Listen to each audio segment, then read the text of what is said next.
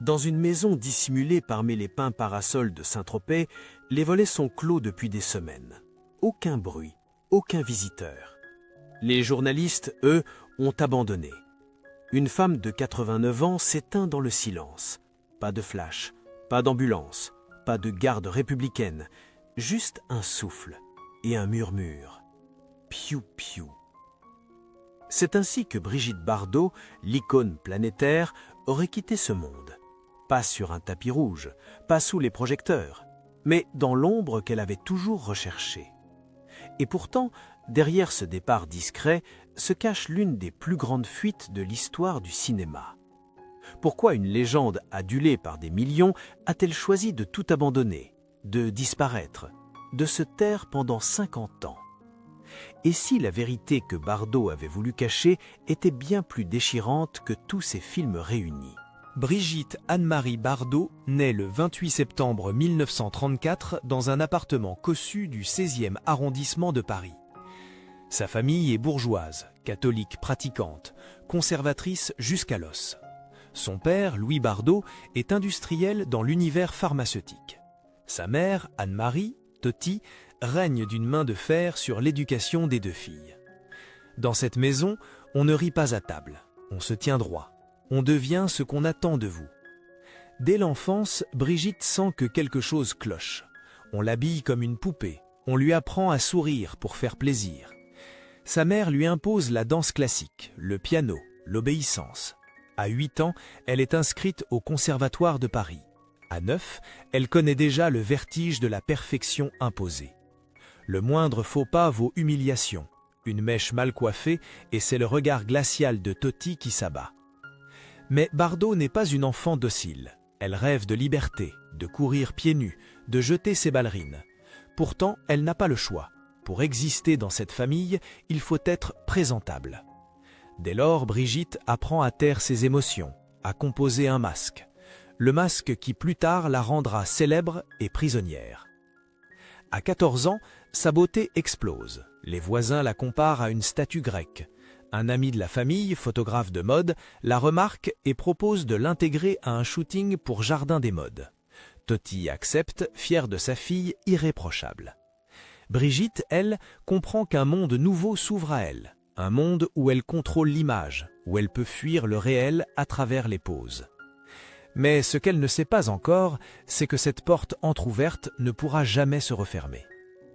À 15 ans, elle fait la couverture d'Elle. Un certain Roger Vadim, assistant de Marc Allégret, tombe sur la photo.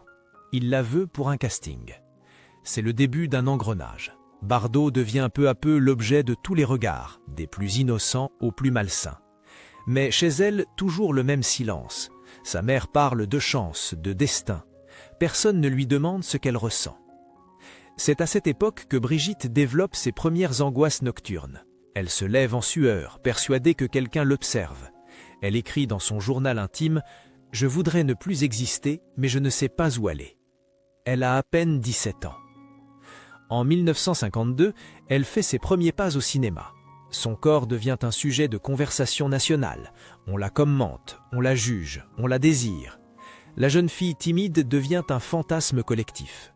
Son père l'interdit de tourner des scènes trop osées, mais le cinéma, lui, n'a que faire de la pudeur paternelle. La faille est déjà là. Brigitte n'est plus une personne, elle est une surface lisse sur laquelle chacun projette ses envies, ses frustrations, ses fantasmes. Et elle le comprend. Elle épouse Vadim à 18 ans. Une manière de fuir le giron familial? Peut-être, mais aussi une fuite en avant dans un monde qu'elle ne maîtrise pas. À partir de là, sa vie privée devient publique, son corps un bien collectif. Chaque geste, chaque parole, chaque soupir est décortiqué. Et au fond d'elle, une pensée naît, persistante, corrosive. Si je suis aimé pour ce que je montre, alors qui m'aimerait pour ce que je suis? 1956. Un film change tout. Et Dieu créa la femme. Réalisé par Roger Vadim, il transforme une jeune actrice encore méconnue en mythe vivant. Sur les plages brûlantes de Saint-Tropez, Bardot danse pieds nus, cheveux au vent, libre. Le monde entier retient son souffle. Elle n'a que 22 ans. Le film est un scandale. trop sensuel, trop moderne, trop insolent. Aux États-Unis, les ligues catholiques appellent au boycott. Mais le public, lui, est envoûté. En quelques mois, Brigitte Bardot devient le fantasme d'une génération. En 1957, elle figure parmi les 10 personnalités les plus célèbres au monde, aux côtés d'Elvis Presley et de Marilyn Monroe. Les chiffres parlent d'eux-mêmes. Plus de 50 films en 20 ans. Plus de 200 couvertures de magazines. Des milliers de photographes à ses trousses. Un cachet dépassant 1 million de francs dès la fin des années 60.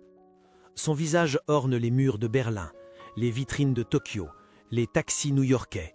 En URSS, des copies pirates de ses films circulent sous le manteau. En France, elle est surnommée la Marianne de la République. Le visage d'une nation moderne, audacieuse, affranchie. Mais derrière les projecteurs, la lumière commence déjà à brûler. Bardot travaille sans relâche. Elle enchaîne les tournages, les interviews, les galas. Le rythme est inhumain. On exige d'elle une perfection constante. Corps sculpté, sourire impeccable, répartie intelligente. Son agent lui fait répéter ses phrases devant un miroir. « Il faut briller, Brigitte ». Mais Brigitte ne brille plus. Elle se consume. Dans ses journaux intimes, elle décrit une sensation d'étouffement. « Je vis dans un aquarium, je suis observée, disséquée, désirée, mais jamais touchée avec tendresse. » Chaque déplacement devient un enfer logistique. À Rome, elle est poursuivie par une foule hystérique jusqu'à sa chambre d'hôtel. À Cannes, un paparazzi grimpe par la gouttière pour la photographier dans sa baignoire. À Paris, elle ne sort plus sans lunettes noires et foulard noué serré.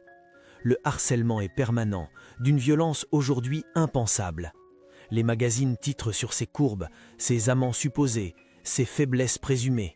On la photographie en train de pleurer, de crier, de courir. Et si elle se tait, on lui prête des mots. Si elle parle, on la tourne en ridicule. Elle tente de se réfugier dans l'amour. Jean-Louis Trintignant, Jacques Charrier, Samy Frey. Mais aucun ne résiste à l'ouragan médiatique. En 1960, elle donne naissance à son fils Nicolas. Le monde célèbre l'événement. Elle, pourtant, sombre. Elle l'avouera plus tard, « Je n'étais pas prête.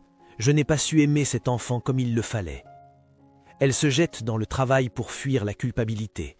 Le mépris de Godard, Viva Maria avec Jeanne Moreau, La vérité de Henri-Georges Clouzot. À chaque fois un succès, à chaque fois un peu plus de fatigue. Mais le paradoxe devient insoutenable.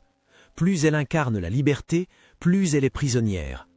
Le public la voit comme une femme affranchie, sexuelle, insolente. Mais Bardot, elle, se sent comme une marionnette sans fil que chacun manipule sans remords. Son corps est devenu une entreprise, son nom une marque. Elle reçoit jusqu'à 1000 lettres par semaine, certaines haineuses, d'autres démentes. Une fois, un fan lui envoie une boîte contenant son propre doigt coupé. Et pourtant, elle continue, parce qu'on attend d'elle qu'elle continue. En 1968, elle a 34 ans. Elle tourne Les femmes, L'ours et la poupée, Boulevard du Rhum. Elle est magnifique, radieuse, irrésistible. C'est ce que dit la presse. Mais dans les coulisses, elle s'effondre entre deux prises. Elle pleure sans raison. Elle oublie ses répliques. Elle fait des crises de panique. Sur le plateau, un technicien la surprend un jour recroquevillée dans un coin sombre, murmurant « Je ne suis pas réelle, je suis une photo, juste une image ». C'est à ce moment précis que l'idée d'une fuite, d'une disparition commence à germer. Quitter tout, échapper à l'œil du monde, ne plus être Bardot. Mais peut-on cesser d'exister quand on est devenu un mythe vivant ? À la fin des années 60, quelque chose se fissure, lentement, silencieusement, sans communiqué officiel, sans gros titre. Ceux qui croisent Brigitte Bardot à cette époque parlent d'un regard qui s'éteint dès que la caméra s'éloigne. Sur les plateaux, elle rit, elle charme, elle joue. Entre deux prises, elle se replie. Elle demande qu'on coupe les lumières. Elle fume en silence, longtemps. Les premiers signaux sont discrets, des retards répétés, des crises de larmes imprévisibles, des refus soudains de scènes, pourtant anodines. Les réalisateurs murmurent qu'elle est capricieuse. Les producteurs parlent de fatigue passagère. Personne ne veut entendre ce qu'elle répète pourtant à voix basse « Je ne peux plus ». Dans son cercle intime, l'inquiétude grandit. Brigitte dort mal, très mal. Elle confie à une amie qu'elle se sent observée en permanence, même lorsque la maison est vide. À la Madrague, sa villa de Saint-Tropez, elle fait installer des verrous supplémentaires. Elle ferme les rideaux à midi. Elle demande qu'on éteigne la radio. Le monde extérieur devient une menace diffuse. Les journaux, eux, continuent d'alimenter la machine. On la photographie sans relâche, on invente des histoires, on lui prête des amants, on spécule sur son corps, son âge, ses défaillances. Chaque article est un rappel brutal. Elle ne s'appartient plus. Dans une lettre jamais publiée, Bardot écrit « J'ai l'impression d'être violé chaque jour par des regards que je n'ai pas choisis. » Les mots sont durs, mais ils disent l'essentiel. La célébrité n'est plus un privilège, c'est une intrusion constante, une dépossession. Ces relations sentimentales deviennent toxiques, rongées par la suspicion et la jalousie. Aucun amour ne résiste à l'œil public. Même les moments d'intimité les plus fragiles se retrouvent étalés en une de magazine. Elle se sent trahie, exploitée, vidée de sens. À plusieurs reprises, elle disparaît sans prévenir, pendant des jours, parfois des semaines. Les tournages sont suspendus, les équipes attendent. Puis elle revient, amaigrie, le visage fermé, comme si rien ne s'était passé. On n'ose pas poser de questions. Les médecins parlent d'épuisement nerveux, de dépression sévère. On lui prescrit des calmants, des somnifères. Elle les prend, puis les jette. « Je préfère souffrir que ne plus sentir ». Cette phrase revient souvent chez ceux qui l'ont connue alors. L'alcool apparaît, puis les idées sombres. Elle fait plusieurs tentatives pour mettre fin à ses jours. Elles sont étouffées, maquillées, minimisées. L'image de la femme libre, solaire, ne peut être ternie. La France n'est pas prête à voir son icône vaciller. Un soir, dans une chambre d'hôtel, elle reste assise au bord du lit pendant des heures, sans bouger. Elle dira plus tard « J'avais tout, et pourtant je n'avais rien ». Cette contradiction la ronge. Les animaux deviennent son refuge. D'abord quelques chiens, puis des dizaines.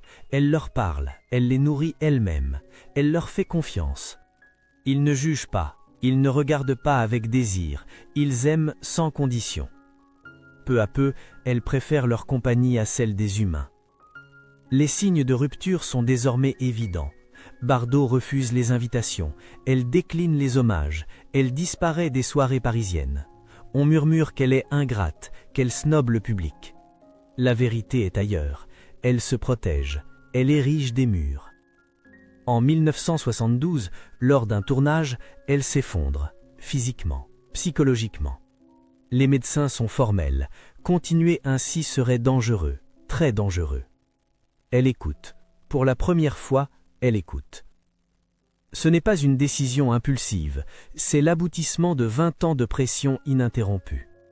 Bardot comprend alors que le mythe la dévore, que chaque film la rapproche un peu plus du gouffre. La nuit précédant l'annonce qui va bouleverser le cinéma français, elle ne dort pas, elle écrit, elle relit ses carnets, elle regarde les photos d'elle-même, jeune, insouciante, elle ne se reconnaît plus. Une phrase revient obsessionnelle. Je veux disparaître avant qu'il ne soit trop tard. Ce que le public ignore encore, c'est que Brigitte Bardot ne quitte pas seulement le cinéma, elle se retire du monde, elle prépare une fuite définitive, méthodique, irréversible. Ce n'est pas un caprice de star fatiguée, c'est un acte de survie. Et quand, quelques mois plus tard, elle annoncera sa décision, personne ne comprendra vraiment ce qui se joue. On parlera de lassitude, de désir de retraite anticipée. On passera à côté de l'essentiel. Brigitte Bardot ne s'éloigne pas des projecteurs. Elle s'enfuit. Juin 1973. Aucun flash, aucun tapis rouge, aucun discours d'adieu. Juste une ligne dans un communiqué laconique. Brigitte Bardot met un terme définitif à sa carrière cinématographique. À seulement 39 ans. Le choc est immense. En pleine gloire, celle que le monde entier surnomme « bébé » choisit de disparaître. Les producteurs paniquent, les réalisateurs la supplient, Les chaînes de télévision réclament une explication, mais Bardot reste muette. Elle ne veut plus, elle ne peut plus. Depuis des mois, elle prépare sa fuite. Elle met de l'ordre dans ses contrats, trie ses affaires personnelles, informe les plus proches sans donner de date. Et puis un jour, elle quitte Paris, sans fracas, sans adieu. Dans une interview rare, elle dira plus tard « Je voulais que le monde me laisse tranquille. Je ne voulais pas mourir sous les projecteurs. » Le cinéma français, lui, ne comprend pas. La presse évoque une caprice, une crise existentielle, une fatigue passagère. Les critiques parlent d'ingratitude. Elle coupe le contact, définitivement. Ce que le public ne sait pas, c'est que Brigitte Bardot a déjà frôlé l'abîme. Les tentatives de suicide étouffées, les séjours à l'hôpital camouflés, les regards vides, les sanglots retenus derrière les coulisses. Cette rupture n'est pas une fuite, c'est un sauvetage. Dans l'intimité, elle l'avoue, « Si je restais, je me serais éteinte, lentement, sûrement, et personne ne l'aurait vu. » Elle décide de disparaître pour survivre. Direction Saint-Tropez, la Madrague, un coin de paradis face à la Méditerranée. Là où elle avait ri, dansé, aimé, elle en fait désormais une forteresse. Le portail se ferme, les visites s'espacent, les invitations mondaines restent sans réponse. Brigitte Bardot n'est plus une star, elle devient une recluse volontaire. Elle vend ce qui la rattache à sa vie passée, robes, bijoux, objets de tournage. Elle vide les armoires de son passé pour faire place au silence. Les miroirs sont couverts, la télévision éteinte, la radio bannie. En 1986, elle fonde la fondation Brigitte Bardot pour la défense des animaux. Ce n'est pas un coup médiatique, c'est une renaissance. Les animaux ne mentent pas, ils n'ont pas de double visage, ils ne te jugent pas. Elle se concentre entièrement à cette mission. Stérilisation des chats errants, lutte contre la corrida, sauvetage de chiens battus. Elle donne son argent, sa voix, son énergie. Elle se confronte aux lobbies, aux États, aux traditions. Elle dérange, elle ne plie pas.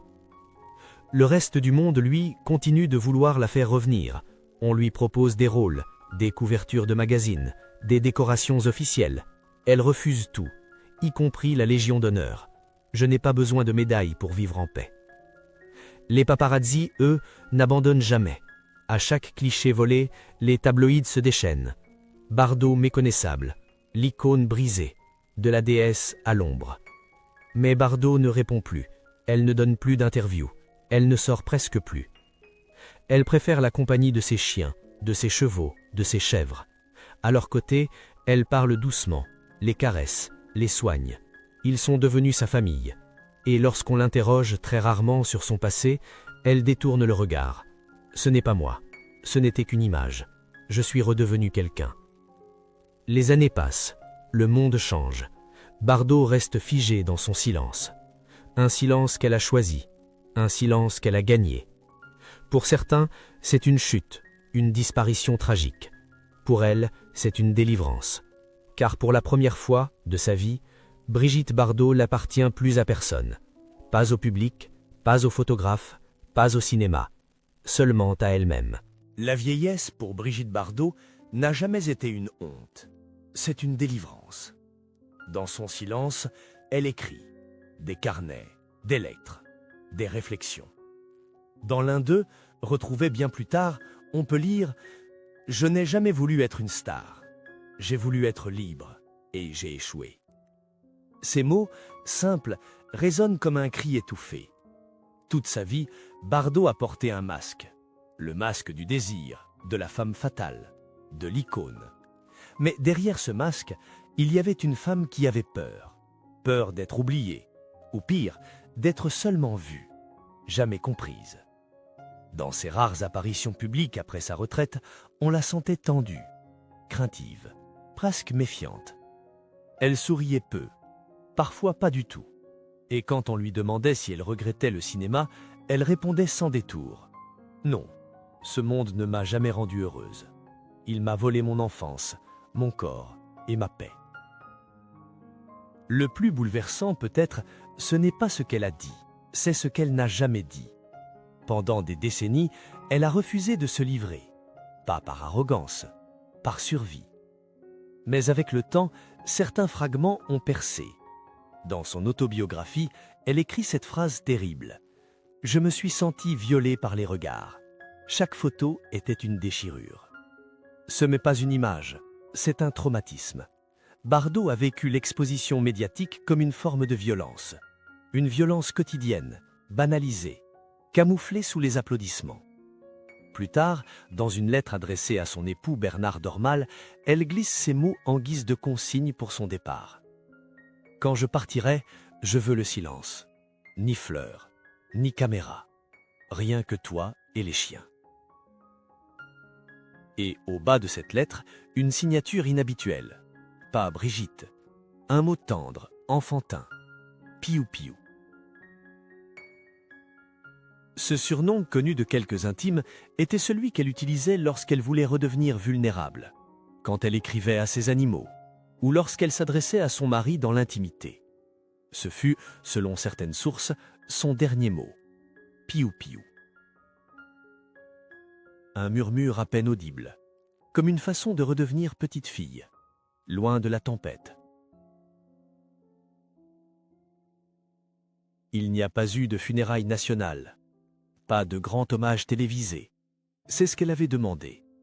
Son corps a été discrètement incinéré, les cendres dispersées dans un lieu tenu secret, connu uniquement de ses proches. Pas de plaque, pas de pierre, pas de mausolée. Je suis né dans la lumière, laissez-moi mourir dans l'ombre.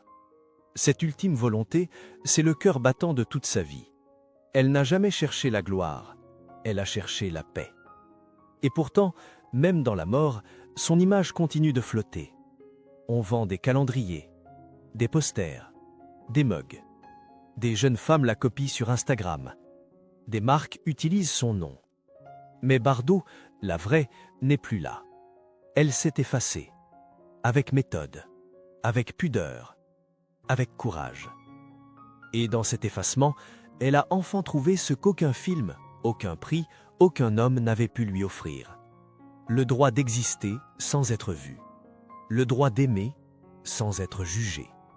Le droit de disparaître sans explication. Brigitte Bardot n'a jamais dit toute la vérité. Elle a simplement vécu en silence. Et ce silence fut sa confession. Brigitte Bardot n'était pas une actrice. Elle était un mirage. Un reflet que la France, puis le monde entier, ont projeté sur une jeune fille qui n'avait rien demandé. Une silhouette libre, insaisissable, qui symbolisait tout ce que l'époque désirait et qu'elle a ensuite rejeté avec la même violence. Sa vie fut une succession de contradictions, adorée et incomprise, magnifiée et piégée, libre en apparence, captive en réalité. La presse a tenté de résumer son existence à une courbe ascendante, puis à une chute. Mais il n'y a jamais eu de chute, juste une disparition volontaire. Une renaissance intérieure que peu ont su voir. Ceux qui l'ont jugée pour son franc-parler, ses prises de position radicales, ses silences prolongés, ont oublié de voir la douleur sous la peau, le cri dans le calme, le rejet dans le regard. Brigitte Bardot n'a jamais demandé la compassion. Elle n'a jamais réclamé de pardon. Elle a juste voulu qu'on la laisse tranquille. Et jusqu'au bout, elle s'est battue pour ce droit simple, mais si rare pour une femme célèbre, le droit à l'oubli. Aujourd'hui, alors que les générations passent et redécouvrent ses films, ses photos, son aura, une question subsiste, suspendue dans l'air salé de Saint-Tropez. Avons-nous vraiment aimé Brigitte Bardot ? Ou avons-nous seulement aimé ce qu'elle représentait pour nous, notre désir, notre liberté fantasmée, notre époque? Et si elle avait eu raison de partir? Si la seule victoire dans ce monde d'exposition permanente, c'était justement de disparaître? Au bout du sentier menant à la Madrague, il n'y a pas de statue, rien qu'un vieux portail. Derrière, on dit qu'on entend parfois un chien aboyer, un vent discret frôler les pins. Et un murmure peut-être au loin, un mot d'enfant, d'ombre, de tendresse. Piou Piou.